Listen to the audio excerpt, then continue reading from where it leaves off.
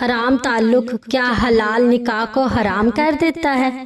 سیدہ عائشہ صدیقہ رضی اللہ تعالی عنہما بیان کرتی ہیں، نبی اکرم صلی اللہ علیہ وآلہ وسلم سے ایسے شخص کے بارے میں دریافت کیا گیا جو کسی عورت کے ساتھ ناجائز تعلق قائم کرتا ہے، کیا وہ اس عورت کی ماں کے ساتھ نکاح کر سکتا ہے؟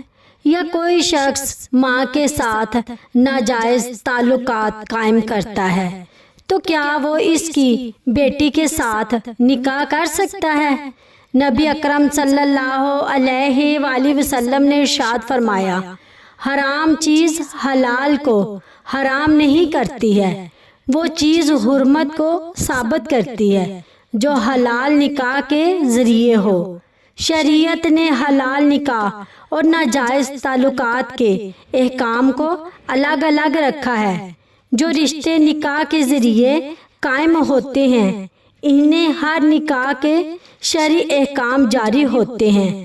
اسلام ہر حال میں پاکیزہ اور جائز راستہ اختیار کرنے کی تعلیم دیتا ہے اور حرام تعلقات سے سختی سے روکتا ہے۔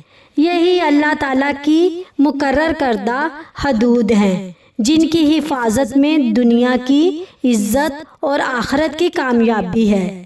حلال راستہ ہی عزت، سکون اور اللہ کی رضا کا راستہ ہے۔